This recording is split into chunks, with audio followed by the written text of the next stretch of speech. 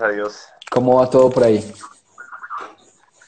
Pues bien, y adaptándose un poco a toda esta nueva situación, pero bien, gracias a Dios. Qué bueno, profe, bienvenido a este espacio para poder conversar un poquito de capoeira y seguir aprendiendo. Como siempre le digo a todos mis invitados, este es un espacio también para hacer capoeira en estos tiempos difíciles de la pandemia.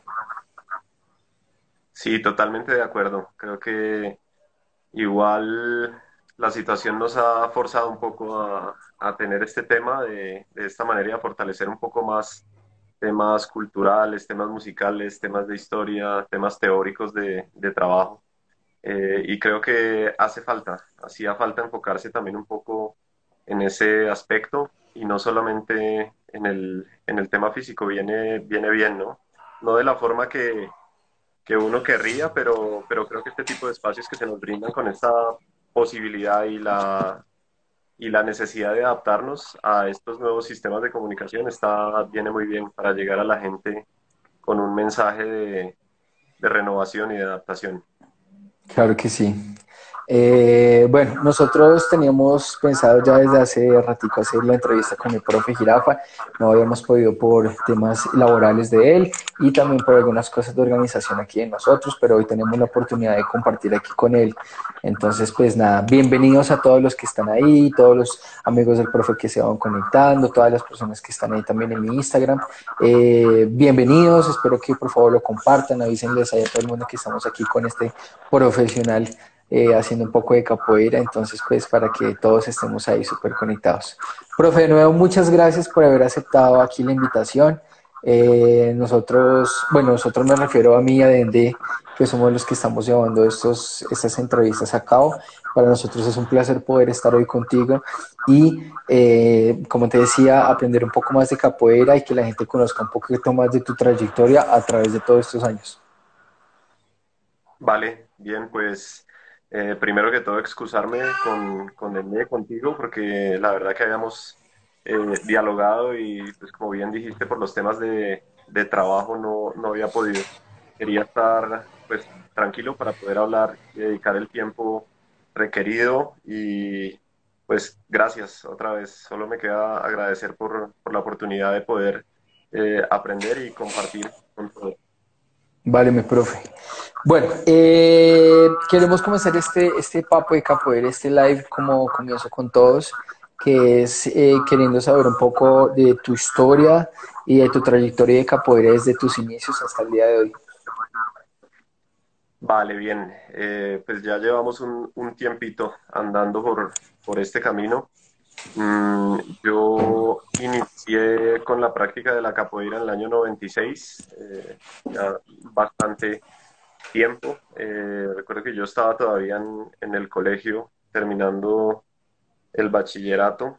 Yo terminé en el 98, empecé a mediados del 96. Recuerdo que incluso alcanzamos a hacer alguna exhibición en mi colegio con Michael, que fue mi primer profesor, Samurai. Él pues fue la persona que me guió los primeros años de mi carrera. Empezamos con él en el Parque Simón Bolívar, que es uno de los escenarios míticos de la capoeira en Bogotá. Muchos creo que tuvimos la oportunidad de arrancar allí en el busto del Simón Bolívar, que se hacían unas rodas. Posteriormente, después de estar con él, estábamos como libres, digamos, porque él no tenía grupo en ese momento. Iniciamos contactos con el grupo Abolisound. Recuerdo que estaba presente solamente en Medellín con contramestre Shula en ese momento. El profe hizo un viaje a Medellín y pues hizo toda la vinculación con el grupo Abolizado y empezamos a hacer ese trabajo allí con grandes amigos de la época. Nosotros empezamos simultáneamente con, con Anao, gran amigo mío de todo el inicio de la capoeira. Empezamos simultáneamente prácticamente. En esa época estaba también Doiginho, que hacía parte del grupo, y había otros compañeros como Latino, como Tucano, que estaban en esa época y bueno, fue una época muy bonita. bastante sacrificada, porque yo recuerdo que yo estudiaba en Mosquera, vivía en Fontibón, llegaba de mi colegio a la casa, almorzaba y salía para Soacha compartir, que era la escuela. Sí. Llegaba prácticamente 8 o 9 de la noche, pero pues básicamente, como siempre ha sido un tema de pasión y de querer practicar. Ahí posteriormente, pues ya vino toda la formalización del grupo Abolizán en Bogotá, a cargo pues de Mestre de Ley. Estábamos entrenando, pues continuábamos en esa época trabajando con Michael. Posteriormente pasé al grupo Nativos de Minas en el año 2000 y allí trabajé hasta final de 2004 prácticamente. Allí, en esa época yo estaba ingresando a mi tema laboral Sí. y estaba encargado también del trabajo del grupo en el Bodytech de Cedritos. Así que hubo un tiempo de transición para mí, que fue 2005 hasta mediados del 2006, básicamente, que yo estuve trabajando con unos alumnos que tenía allí en Bodytech, pero sin grupo. Fue un año larguito, más o menos.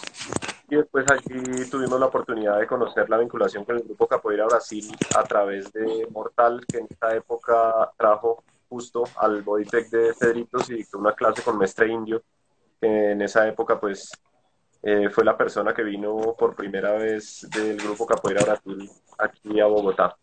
Y desde el 2006 pues ya digamos que yo siento que encontré mi lugar. Es un lugar donde me siento muy tranquilo, me siento muy orgulloso del trabajo que se ha podido desarrollar allí. Yo tengo palabras de gratitud para todos mis compañeros y para mi maestro, que realmente, pues digamos que obviamente todos tenemos admiración hacia nuestro maestro, pero en lo personal yo siento que encontré mi lugar allí junto a él. Y bueno, conociendo amigos y desde el 2007 he tenido la oportunidad de viajar inicialmente con capoeira, después por mi vinculación con el deporte de alto rendimiento, pero básicamente desde el 2007 creo que gracias a Dios he tenido la oportunidad de año a año incluso poder asistir a rodas y a entrenamientos de nivel internacional, como te digo, primero por la capoeira, por una inversión mía y posteriormente por el tema de mi trabajo, que muchas veces me toca viajar por temas deportivos y termina que uno siempre saca un tiempo para poder visitar amigos y maestros. Entonces, pues bien, básicamente ha sido el recorrido. Ok, mi profe, gracias por esa, esa breve y resumida historia, porque con estos entrevistas, con estos lives de capoeira, ya ha pasado por acá el profesor Águila, profesor Dende, gente que lleva mucho tiempo dentro del camino de la capoeira, y uno cada vez como que encuentra más cosas de más atrás, ¿sí? Entonces es chévere porque hoy en día aquí en Colombia es muy confuso los inicios de capoeira en Colombia, porque muchos tienen versiones diferentes. Muchos dicen, no, yo entré en el 98, 99. En este caso tú nos dices 96, pero antes había un antes de ese 96. Entonces es muy confuso porque no hemos tenido, incluso estamos intentando contactarnos con el contramestre Samurai, porque sabemos que fue uno de los pioneros aquí en Bogotá. Entonces, para buscar cómo nos gustaría también buscar esas raíces y saber cómo realmente llegó la capoeira a nuestro país, porque pues es una incógnita, porque todo el mundo lo tiene como muy confuso, pero es chévere poder hablar contigo y saber desde tu comienzo un poquito de cómo fue esa historia, ¿no? Profe, Sí, está bueno.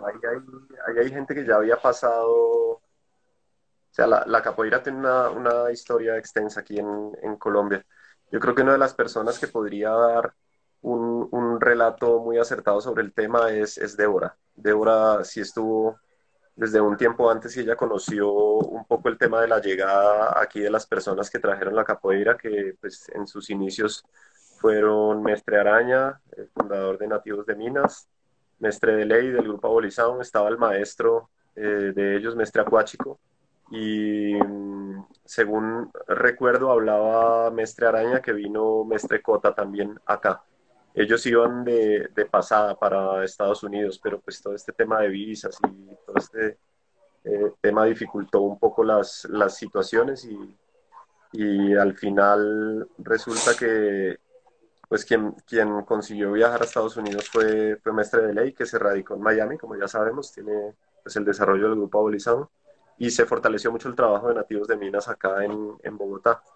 En esa época, Shula, contramestre Shula, también se quedó en Bogotá como fortaleciendo el trabajo de la línea de Mestre de Ley, pero quedó en Medellín el mayor crecimiento de ese trabajo. Pero Débora estaba trabajando con Capoeira Angola simultáneamente desde la época en que empezó la capoeira acá y pues bueno, hubo gente que empezó tiempo antes que yo empezara, el mismo Samurai, estaba Beisola, que estaba en Nativos de Minas, eh, Gerardo, Giuseppe, mucha gente que trabajó con ellos y recuerdo que incluso una pieza que creo que es importante para la historia, para la reconstrucción de la historia de la capoeira en Bogotá es que ellos participaron en la obra de Doña Flor y sus dos maridos, que en esa época creo que estaba Amparo Grisales y no recuerdo qué otro actor, pero ellos participaron en esa obra.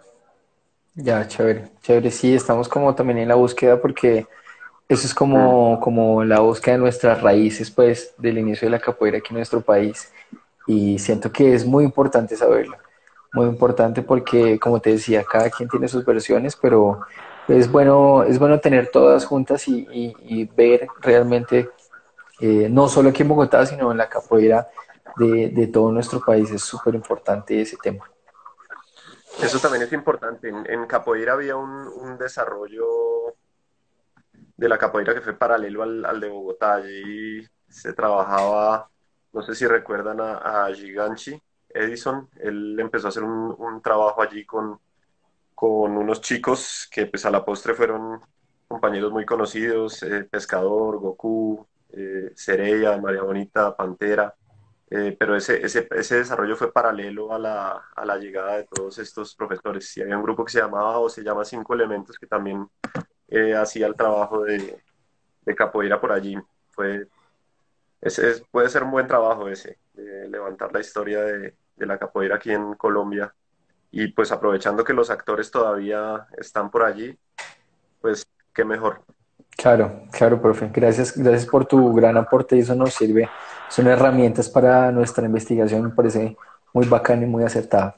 Por eso precisamente teníamos la intención de entrevistarte porque sabemos que eres uno de los antiguos aquí en nuestra ciudad y es una persona que paralelo a su trabajo de capoeira ha llevado, ¿cómo se dice?, la bandera de un profesionalismo, como te decía, paralelo a tu tema de formación como capoeirista.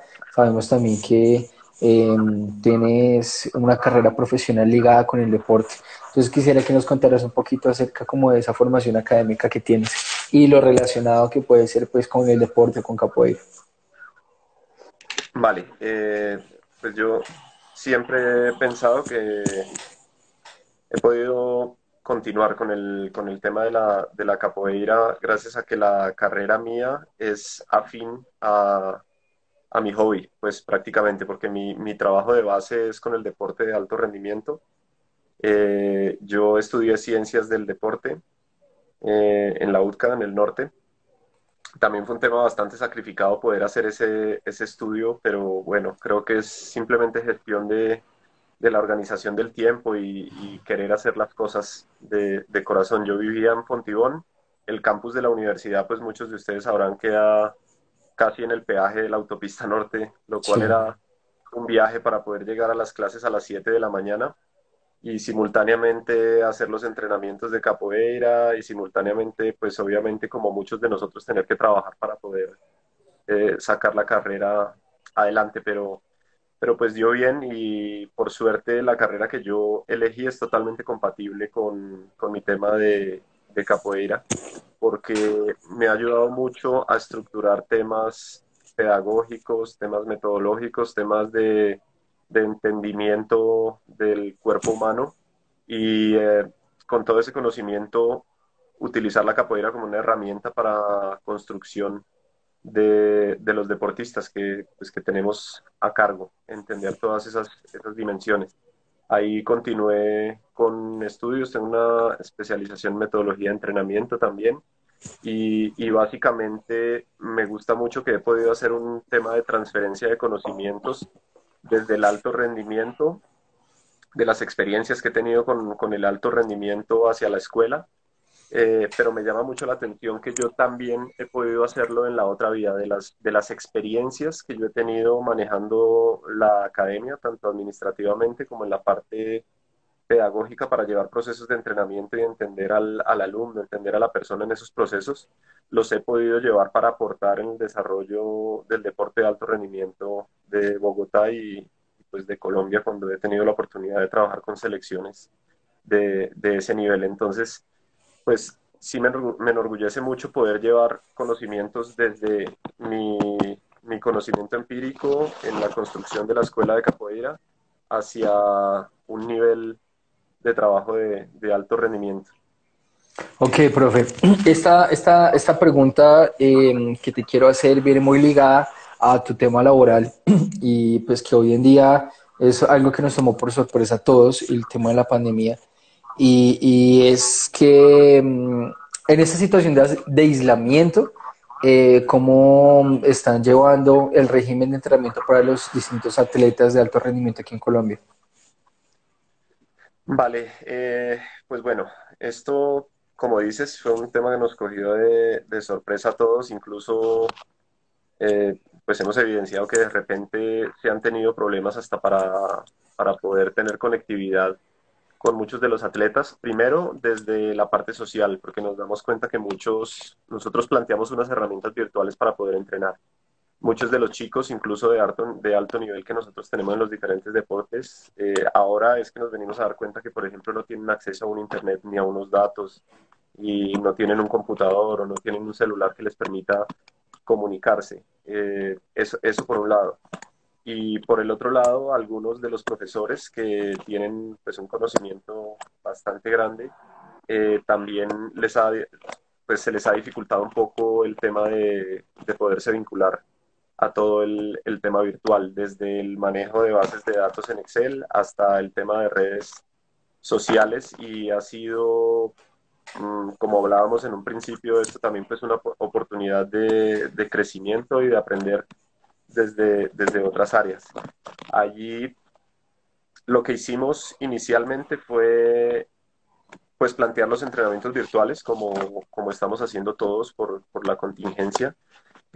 Y lo segundo fue adaptar un tema de control de cargas de los atletas vía virtual, con unas escalas de percepción de esfuerzo y la detección de volúmenes, intensidades de entrenamiento una vez terminadas las sesiones. Esa es como la etapa de transición, digamos, el planteamiento del plan de entrenamiento, de la metodología para poder trabajar online y del control de las cargas de los chicos. Ahí, en este momento, nosotros estamos enfrentando otra realidad y que creo que se nos viene encima a todos, y es que, pues por la misma novedad, esto, pues en principio estaba muy bien, pero de todas formas toda metodología de entrenamiento cuando tiene ya un tiempo de ser utilizada incurre en un desgaste y la gente tiende a perder un poco la motivación para poder entrenar. Desde ese punto de vista nosotros estamos tratando de contactar entrenadores de otros lugares del mundo y poder hacer entrenamientos conjuntos con selecciones de otras ciudades y de otros países para poder por lo menos dar la posibilidad de que otros profesores intervengan en los procesos con sus metodologías particulares y tengan la atención de todos los chicos que nosotros tenemos, porque en realidad se va empezando a entrar en monotonía y se convierte casi que en entrar todos los días a una hora a hacer una rutina de ejercicios.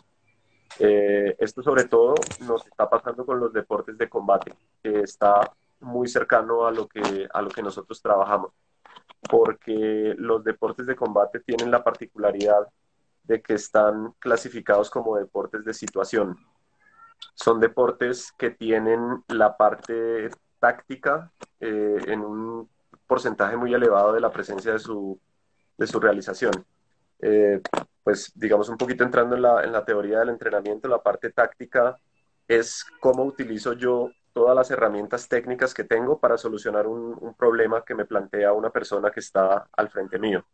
Entonces, en los deportes de combate normalmente siempre se depende de tener un compañero que me plantee una situación para yo poder resolverla. Y eso es lo mismo que sucede con el juego de capoeira. En ese orden de ideas, a nivel mundial, nosotros hemos entendido que los deportes de combate o estos deportes que tienen contacto vamos a ser los últimos en salir otra vez a escena para poder trabajar. Y necesitamos ese tipo de intercambios como los que muy bien se están haciendo en capoeira, que sí tenemos como esta cultura de intercambiar, más por el cariño, por el amor que todos le tenemos al arte, que a un tema netamente laboral. Entonces nos vemos obligados día a día siempre a innovar. Nosotros estamos un poco más acostumbrados a eso que el esquema tradicional de alto rendimiento, porque esto depende del Estado, depende de subsidios y en ese orden de ideas, ese tipo de organizaciones no están tan acostumbradas a lo que uno hace en un evento, que es miércoles, no tengo plata, entonces ¿qué hago? Pido aquí, hago una vaca, patrocinio, proyecto, y nosotros estamos un poco más acostumbrados a adaptarnos en ese sentido. Luego no ha sido fácil, pero la primera etapa, que fue la transición, la logramos exitosamente y después de un mes ya empezamos a ver que la adherencia a los entrenamientos empezó a bajar, con lo cual estamos tratando de buscar herramientas de asocio a nivel nacional e internacional para poder realizar entrenamientos. Y yo creo que, pues efectivamente, nosotros con el esquema que tenemos de capoeira, vamos muy bien, nos adaptamos muy rápido a esos temas. Claro, claro. Sí, incluso, incluso dentro de la movida, el movimiento de capoeira a nivel mundial, se ha trabajado mucho eso, ¿no? Invitar a exponentes internacionales a dictar clases a sus alumnos, hacer una entrevista, conversar de capoeira con gente del extranjero, mestres, personas que no hemos tenido la oportunidad de poder conocer personalmente, pero es como un acercamiento, ¿no? Y habemos personas que estamos siendo el puente para que ese tipo de situaciones pasen y es muy importante que sigan pasando, ¿no? Porque pues no sabemos hasta cuándo vamos a estar en esta situación y es muy importante no entrar, como tú dices, en esa monotonía del deportista, porque es cierto, mucha gente, y en capoeira también se ve que ha parado con sus entrenamientos, ha parado con sus rutinas y es muy complicado tanto para el deportista como para gente que vive de capoeira. Está afectando muchísimo su economía, de sus cosas. Vemos gente que está teniendo que cerrar sus espacios de entrenamiento, sus academias. Entonces es muy complicado el tema para todos. Sí, totalmente de acuerdo. El tema económico está complicado y tenemos que tratar de ser muy recursivos y estar comunicándonos, incluso estar enterados de qué están haciendo en todos los lugares del mundo para poder tener ideas de cómo subsistir actualmente con este tema, porque de todas formas también va a ser lento pues de superar aquí en Colombia. Nosotros tenemos un desfase más o menos de un mes con lo que está sucediendo en Europa. Por eso hay que tener mucho cuidado porque esto aquí hasta ahora comienza, pero adicionalmente a la hora de la verdad tampoco es que ese mes sea tan cierto, porque ellos nos están llevando un mes desde que iniciaron, pero ellos tienen sistemas de salud mucho más potentes. Claro. Entonces, lo que ellos se demoren en solucionar 2 meses, nosotros probablemente nos demoremos 4, más el mes que ya tenemos de desfase. Entonces, esto no va a ser tan rápido aquí. Y vuelvo y te reitero, los deportes situacionales, los deportes de contexto, como el nuestro, son los últimos que van a tener la posibilidad de trabajar. Nosotros tenemos una opción de desarrollo en todos estos deportes de combate que siempre pues, se ha trabajado desde los artes marciales, que es el tema de las figuras, eh, dependiendo del arte, las katas o el punce. Incluso en deportes no marciales se trabajan escuelas de combate y sombra, se llama también ese elemento pedagógico de trabajo, que para capoeira vendrían siendo los solos. Y eso es muy importante para mantener ciertas habilidades físicas y capacidades coordinativas en el trabajo, pero bueno, después tendremos que hacer una readaptación porque esa parte de confrontar una situación con un adversario, volver a coger tiempos, velocidades del trabajo nos va a costar un poquito porque esas habilidades también se pierden un poco, pero bueno, creo que es un buen momento para ser solidarios, para estar comunicados, para preguntar, para enterarnos, para dejarnos ayudar y para ayudar a otras personas y así poder subsistir, porque eh, no es mentira que nos vamos a demorar un poco en volver a la normalidad. Claro. Profe, aquí dice una alumna mía, dice, ¿cree que la situación de salud mundial puede afectar a algún deporte de alto rendimiento?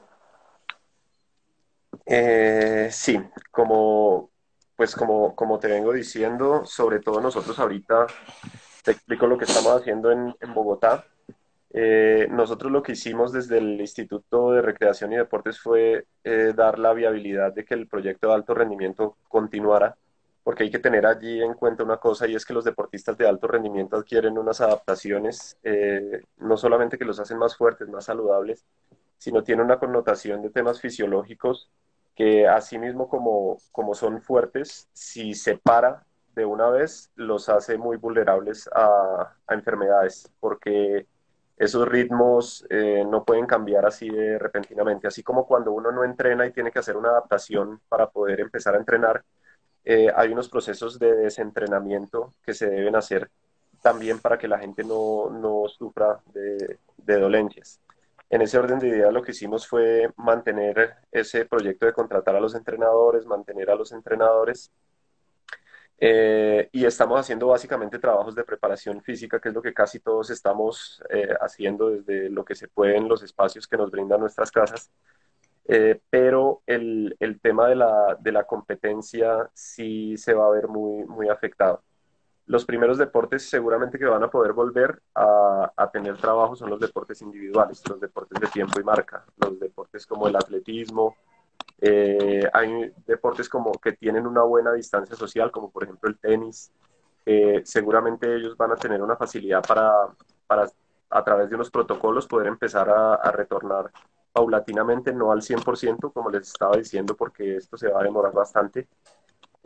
Pero los deportes de conjunto y los deportes de nosotros, que son catalogados como deportes de contexto, de situación, que dependen de otra persona para confrontar unos pensamientos y unas acciones, sí nos vamos a demorar bastante. En este orden de ideas, pues ya se está viendo muy afectado el mundo del deporte, primero porque pues actualmente hay un nivel de competencias muy alto y eso mueve mucha plata en cuanto a inscripciones, en cuanto a viajes y en cuanto al tema de venta de derechos de transmisiones.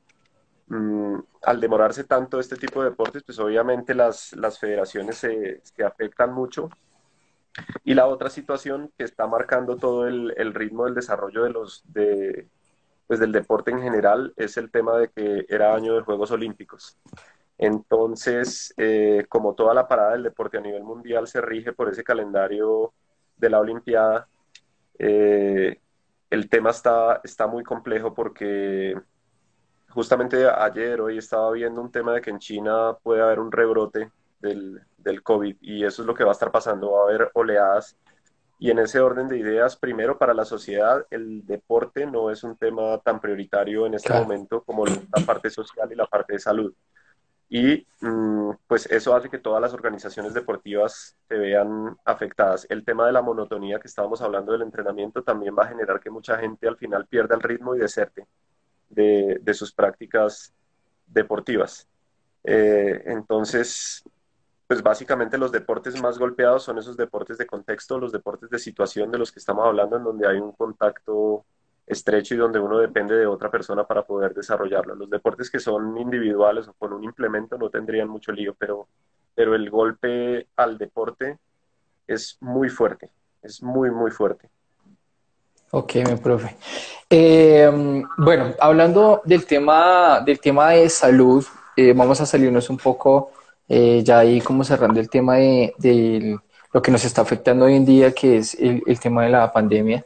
Quiero que hablemos un poquito de los métodos de entrenamiento que tú trabajas en los diferentes deportes relacionado con capoeira. Entonces, mi pregunta va, ¿qué recomendación podrías hacer a los capoeiristas con respecto a sus rutinas de entrenamiento?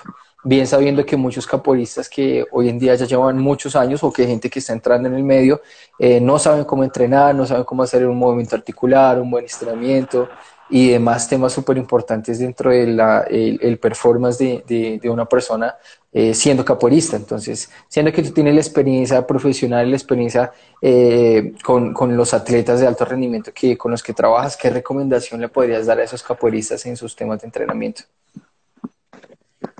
Vale, pues bueno, en general, digo yo que lo primero en todo este camino, que pues ya incluso ha sido tema de debate muchas veces, es para toda la población, primero de los estudiantes, es que no hay que afanarse con el hecho de querer ser profesor, porque cuando uno pasa a ese rol de ser profesor, en realidad se echa encima una responsabilidad bastante grande, que uno la empieza a entender con el tiempo.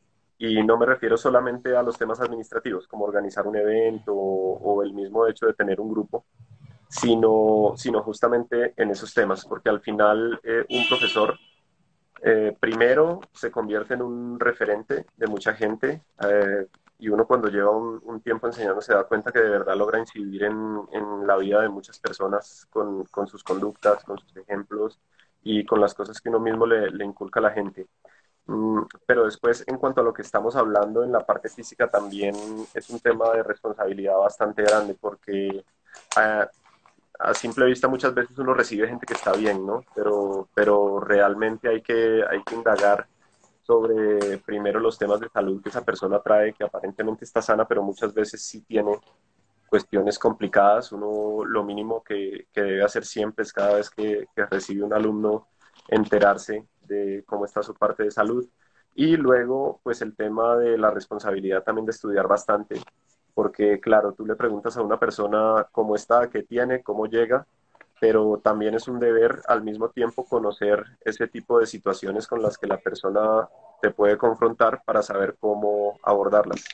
Desde ahí uno genera metodologías para poder trabajar. Hay gente que puede llegar con problemas cardíacos, con problemas metabólicos, con problemas musculares, con problemas articulares, y uno tiene que saber la parte fisiológica, la parte de biomecánica, como para poder establecer qué metodologías, qué movimientos puede desarrollar con ese tipo de personas, porque si no, lo que uno puede hacer es agravar alguna condición que la persona traiga. Esto es no solamente para capoeira, aplica en general para todos los deportes, hablando del quehacer de ser entrenador y la responsabilidad que esto trae.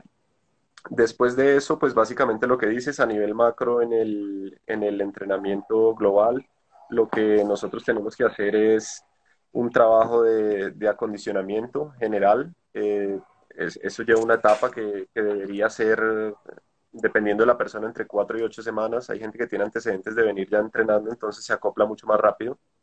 Y después empezar con procesos pedagógicos que se llaman progresiones metodológicas, que es que siempre nosotros debemos preocuparnos mucho de empezar de lo más sencillo para avanzar a lo más complejo. Esto siempre lo han dicho los maestros de capoeira, no necesariamente desde una teoría del entrenamiento, pero la experiencia le va indicando a uno que es lo mejor que uno puede hacer. Unas bases bien puestas, demorarse el tiempo que haya que demorarse, y esos tiempos son individuales, esos tiempos no son grupales.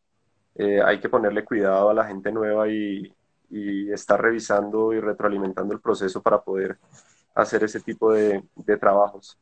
Y ahí uno se va dando cuenta cómo puede ir eh, mejorando la presentación de cada uno de los chicos.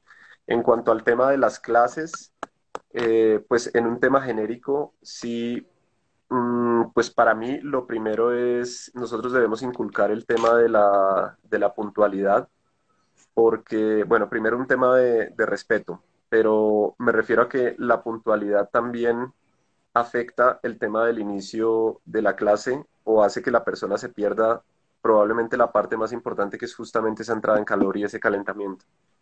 Para alguien es simplemente como llega corriendo y entra a la clase. Normalmente no pasa nada. Normalmente el cuerpo pues responde a todo lo que uno le ponga, pero es muy importante porque uno puede incurrir en temas sobre todo musculares o articulares que pueda hacer que la persona incurra en una lesión. Nosotros adicionalmente somos un deporte que trabaja mucho sobre la parte anaeróbica, eso quiere decir de la intensidad. Ujú. Sin embargo, de todas formas, sí es bueno que la persona que entre se le hagan unas series de trabajo de carga aeróbica elevada, donde no haya mucha pausa, con un ritmo moderado, pero que la persona tenga la posibilidad de entrenar esa parte aeróbica que le permita tener una resistencia de base para poder después sí trabajar sobre los temas de potencia y de velocidad sin afectar todo el desarrollo motriz y sobre todo metabólico que tiene. El orden de entrenamiento es muy importante, tanto en la sesión como en todo el proceso de aprendizaje de los muchachos. Nosotros tenemos un tema que se llama la capacidad residual de cada cualidad física, y en ese orden de ideas, las capacidades que se pierden más rápido en el tiempo son las últimas que se entrenan. Eso quiere decir que normalmente uno lo primero que hace es entrenar la resistencia, porque cuando deje de entrenarla o entre comillas deje de ponerla como prioridad, la resistencia se va a demorar mucho tiempo en perderse, así uno se quede quieto. Igual que la fuerza máxima, pero temas como la fuerza explosiva, si tú la dejas de entrenar, la velocidad, la fuerza explosiva se pierden en un lapso de 15 días. Ujú. Entonces, como requieren tanta exigencia física, lo mejor que uno puede hacer es trabajar de las capacidades de base, como la resistencia, como la fuerza general, y después sí sobre eso empezar a construir temas de velocidad y de potencia con todas las personas para que las estructuras fisiológicas se adapten y para que puedan aguantar ese ritmo de alta intensidad. Básicamente sería eso, un tema de progresiones tanto en la parte técnica para hacer una construcción de gesto motriz y una evolución de capacidades para poder, digamos, resistir y potenciar las habilidades de la persona ya en el deporte propiamente dicho. Chévere, profe. Muchas gracias por tu aporte y por tu apunte. Bueno, basado en lo que nos acabas de decir, en las diferentes metodologías que estás recomendando para el desarrollo de un buen deportista, quisiera saber cuál es tu metodología de enseñanza de la capoeira, sea en lo físico, sea en lo espiritual, no sé cómo lo quieras llamar, en los diferentes aspectos con tu grupo. ¿Cuál es esa metodología que utilizas? Vale, para mí lo primero en este tipo de situaciones es un diagnóstico, básicamente. La primera clase para mí debe ser un tema divertido, de muy buena comunicación, de empatía con la persona que está llegando, para poder conocerla un poco y poder establecer como una hoja de ruta individualizada con esa persona. Ahí en la primera clase uno ya determina tanto la parte de fortaleza emocional, fortaleza psicológica y evidentemente de la parte física de la persona. Yo normalmente lo que hago es ese primer diagnóstico y después me gusta mucho hacer un abordaje del tema de la conexión entre la música y el cuerpo. Eso es básicamente lo primero que yo gusto de trabajar, que es em, mostrarle a la persona cómo encajar con los ritmos de la música de capoeira para que la persona en realidad convierta esto no solamente en un tema de réplica de actividad, pues de técnicas físicas, sino en un tema que con el tiempo uno va entendiendo que es muy importante y es el sentir realmente, que la capoeira como que salga de adentro. Y yo creo que pues tengo la convicción de que eso sale a través de la música. Esa conexión para mí es básica y lo que se busca trabajar en la escuela, primero que todo, es esa parte de la conexión con la música a través de diferentes ejercicios con base en los ritmos de la capoeira. Y no me refiero a los toques del birimbao, sino al tema musical, al tema de la métrica, al tema del ritmo, para poder sentir ese trabajo, sobre todo con los tambores, con esa parte del beat, para que la gente se pueda meter dentro del trabajo. Y posteriormente un tema de desarrollo de capacidades físicas con base sobre todo en el tema de los estiramientos, de la flexibilidad, que es lo que nos va a permitir mejorar la movilidad, y con base en esa mejora de la movilidad, pues ya el resto de variables irán llegando poco a poco.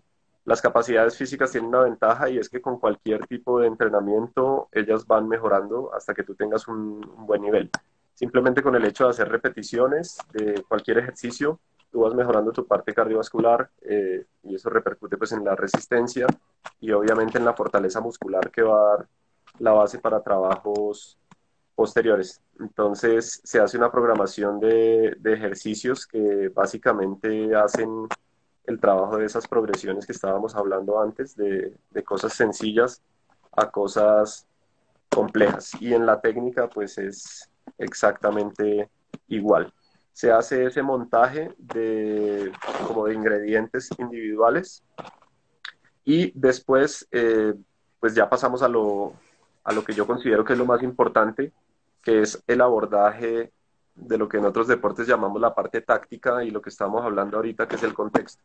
Es que con una serie de herramientas que yo le he podido enseñar a la persona, la confronto a verse inmersa en un contexto de interacción con un compañero. Entonces, todo ese ensamblaje con las herramientas técnicas individualizadas que ya ha tenido la persona hace que ellos empiecen a desarrollar un juego de interacción con los compañeros, pero conociendo ya muy bien sus herramientas para poder interactuar. Y así vamos con las diferentes progresiones ya después para la gente avanzada y, bueno, acorde al nivel de cada persona. Ya, profe. Chévere, chévere, chévere eso. Y yo creo que más que una entrevista, esto está siendo una aula para todos nosotros, que muchas de Gracias. las cosas que podemos aprender con todos los invitados, ¿no? La vez pasada hablaba con Mestre Esquilo, que lo tuvimos acá y hablábamos de ese tema que esos conversatorios de capoeira nos ayuda a que cada quien tome lo que le gusta, lo que cree bueno para su capoeira y lo otro lo tome también como ejemplo, porque de todos los capoeiristas aprendemos siempre y me encanta que estés hoy como invitado porque hay mucha gente que no te había escuchado hablar, había mucha gente que apenas había escuchado, sí, el profesor Jirafe de Capoeira Brasil, pero no había tenido la oportunidad de poder escucharte y de saber el profesional que eres también fuera de capoeira y cómo la acoplas con tu trabajo y tu vida diaria. Entonces me gusta mucho esto porque Gracias, todo el mundo sigue aprendiendo aún más de ti. Mi profe, gracias, gracias. bueno, y vamos con un tema eh, bueno, bien interesante. Y es, dentro de tu trayectoria de capoeira, una de las cosas que ha sido más destaque dentro de tu carrera como capoeirista, no solo en tu grupo y no solo en tu entorno de capoeira, es los eventos que has realizado, porque pues todo el mundo sabe que has hecho un esfuerzo por traer aquí personajes muy importantes dentro de la capoeira del mundo entero. Entonces, hablando un poquito de temas administrativos y temas que son bastante complicados, más por gente que me incluyo porque yo tampoco es que sea muy experto en el tema de organización de los eventos, pero queremos escuchar más o menos de ti, ya que has planeado eventos muy grandes aquí en Colombia. Quisiera saber cómo es o cómo se debe planificar, cómo se debe trabajar y qué son las cosas mínimas que se deben tener para poder hacer un evento que sea óptimo para toda la comunidad de capoeira. Bueno, sí, es bastante complicado, por eso hablaba ahora que nosotros en Capoeira, pues digamos que esta situación no nos ha atropellado tan feo como a otros deportes, porque siempre hemos estado acostumbrados con las uñas a hacer nuestras cosas. Y por eso hablaba también de que yo de la capoeira he podido llevar muchas cosas a mi entorno profesional, justamente por esa necesidad de adaptación que nosotros tenemos día a día, por esa dificultad de apoyos que presentamos. Y no solamente es acá a nivel mundial, pues digamos que en Europa o en Brasil es un poco más fácil conseguir algún tipo de apoyo, pero aquí es muy complicado. Para mí, lo más importante es justamente conectado con lo que estábamos hablando, y es que uno tiene que llegar al tema no de ser profesor porque quiero ser profesor, digamos, en ese aspecto hay que tener mucha calma, porque todo esto requiere de una formación. Ya hablamos de lo técnico, ahora pasamos al tema administrativo, que es otro tema bastante complejo, que tiene mucha responsabilidad.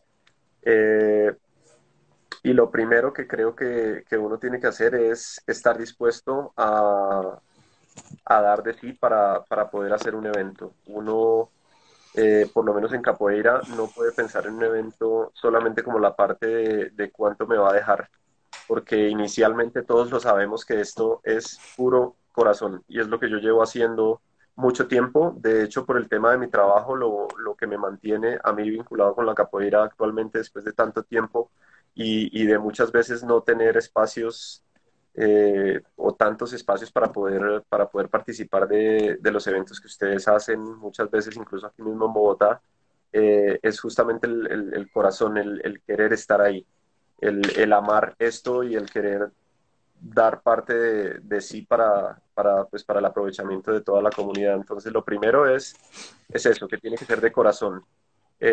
Lo segundo, uno tiene que entender que uno se vuelve un profesional de la capoeira cuando se vuelve profesor y que uno tiene que tener ciertas habilidades o tiene que ir ganando, tiene que ir adquiriendo ciertas habilidades para hacer ese tipo de trabajos. Tiene que empezar uno a hacer unos contactos importantes a través de alcaldías, bueno, de todo tipo de convenios o de personas que le puedan dar una mano. Y la otra situación es que siempre debemos pensar en proyecto. Nosotros no podemos andar despertándonos o levantándonos y pensar en lo que va a pasar hoy, sino en lo que va a futuro. Eso quiere decir que uno tiene que pensar en proyecto y el proyecto se planea a futuro, se planea con objetivos y se tiene que hacer una debida organización de todas las ideas que uno tiene para poder trabajar. Lo primero que yo hago cuando pienso en un evento es pensar una temática del evento. No, yo lo primero que hago para un evento no es pensar en los invitados. Yo lo que hago primero, antes de hacer un evento para que salga bien, es pensar en una idea, en un contexto de algo que yo quiero abordar. Y desde el punto de vista de lo que yo veo que sobre todo con base en mi grupo y bueno, evidentemente también una necesidad de la comunidad, eh, después busco las personas idóneas tanto en entendimiento conmigo, que eso es importante, el nivel de diálogo, como las personas que puedan plasmar exactamente la idea de lo que yo tengo para poder trabajar. Yo te doy un ejemplo. Creo que en el año 2015 o 2016, yo con los chicos tuve la idea de abordar un poco y de rescatar el tema de la capoeira de Bahía. En ese contexto, yo quería hacer como destacar esa parte de la capoeira de Bahía, y sobre eso fui montando un tema de gente cercana y de amigos que resultó con que en ese evento trajimos a Mestre Nenel, hijo de Mestre Bimba, a Mestre Suazuna y a Mestre Balaón. Entonces, los invitados no fueron lo primero del evento, lo primero fue la idea. Y después a la idea le fui agregando las personas que creo que podían sumar en la temática que yo quería que abordáramos. El siguiente año, recuerdo, creo que fue 2017, la temática para mí era abordar un poco el tema de la capoeira angola. Y con base en ese tema de la capoeira angola, el invitado que definimos fue Mestre Bocajica, que lo trajimos también. Pero entonces, si te das cuenta, siempre es una idea para después poder escoger las personas adecuadas y no pensar en traer a alguien solamente por lo que esa persona significa como capoeirista, sino que realmente cuando hay un hilo conductor, cuando hay un tema de fondo, el evento sale mucho mejor y eso es lo que yo pienso que se puede hacer. Después ya es planificar con hojas de rutas, hacer un checklist de todas las cosas que uno necesita, de prácticamente pensar en el minuto a minuto como si usted fuera un participante y visualizarse desde que usted llega el primer día al lugar, qué esperaría que lo recibiera alguien en la puerta, tener agua, tener accesibilidad a una cafetería, que haya unos baños donde usted pueda cambiarse, que cuando usted salga con la situación de seguridad, por ejemplo, no le toque caminar mucho por un lugar muy maluco para ir a coger el bus a las 10, 10 y media de la noche, Y es un poco eso, es un proyecto, es pensar a futuro y sobre todo como en las empresas, en la satisfacción del cliente, ¿no? Es pensar un poco en eso. Ya, profe, muy bueno soporte y bastante importante para la gente que estamos aprendiendo a desarrollar eventos de capoeira y que lógicamente queremos cada vez ser mejores y más profesionales en nuestro trabajo. Pregunta aquí mi compañero, el profe Jesús, dice, profe, ¿usted por qué cree que es tan difícil encontrar apoyos o patrocinios en nuestro país para la capoeira? ¿Cuál es su punto de vista en cuanto a eso? Pues bueno, yo antes de empezar a trabajar en alto rendimiento, también tenía como la misma percepción que al final me di cuenta que era un poco cerrada porque es la realidad en la que nosotros nos movemos. Después, cuando tuve la oportunidad de abstraerme un poco solamente de la visión de capoeira y estar en el deporte en general, la verdad es que incluso los deportistas de alto rendimiento tienen mucho inconveniente. La verdad, el deporte no es una prioridad en Colombia. Lastimosamente, nosotros tenemos que lidiar con eso. Hay otra cosa que marca mucho el tema del apoyo o no apoyo y es el tema comercial. Nosotros en el 2016, para ponerles un ejemplo solamente, en el 2016 en Río de Janeiro estuvo a punto de salir del programa olímpico la lucha olímpica, la lucha libre y grecorromana, siendo que fue uno de los dos deportes junto con el atletismo que inició la historia de las Olimpiadas. Pero eso no importó. Digamos que por ser uno de los dos deportes fundadores del tema de las Olimpiadas no tenía una inmunidad diplomática, entre comillas, y eso no fue respetado, sencillamente porque la lucha olímpica no se vende comercialmente en televisión ni nada de eso. Entonces, lo que marca para esta gente es que prenda televisores. Y en la medida en la que usted prenda televisores, que venda que tenga seguidores en Facebook y todos los indicadores de media y de redes sociales son lo que hace interesante para una empresa ese tipo de apoyos. A nivel nacional, lo que marca mucho la movida para poder obtener un apoyo es a menor escala, es el tema de la Carta Fundamental de los Juegos Nacionales. Y los deportes que están en los Juegos Nacionales son los que mayor apoyo reciben. Sin embargo, no es mucho. Yo con los chicos que tengo, he tenido chicos que van a campeonatos mundiales con muy buena perspectiva de ser medallistas y no los apoyan tampoco. Les cierran las puertas. Ahí estaba el ejemplo de Egan Bernal ahora que ganó el Tour de Francia. Él antes era de mountain bike y él hace unos 5 años, él sacó una publicación por Facebook solicitando que la gente que pudiera le consignara una cuenta para él poder tener un pasaje para ir al Mundial. Y así como pudo lo consiguió y quedó campeón mundial, pero nosotros no supimos eso porque eso nunca salió en noticieros. Después de un tiempo, cuando él ganó el Tour de Francia, entonces a Bianca le hizo un homenaje, pero él decía que en esa época, cuando él era juvenil, que él le pidió un apoyo a todas las aerolíneas, nadie le dio ni un peso. Y ahora sí. Entonces, si eso es con los deportes que están en el programa olímpico, en el programa de Juegos Nacionales, nosotros la tenemos El mucho más doble difícil. difícil, claro. Y hay que apelar, yo creo, un poco más que lo deportivo hacia la parte cultural, que de pronto ese lado nos permite un mayor rédito. Las secretarías de cultura, las casas de la cultura, nosotros para la sociedad colombiana creo que encajamos un poquito más allá y ese sería un muy buen punto de apoyo para trabajar más que desde el punto de vista deportivo. Ya, chévere.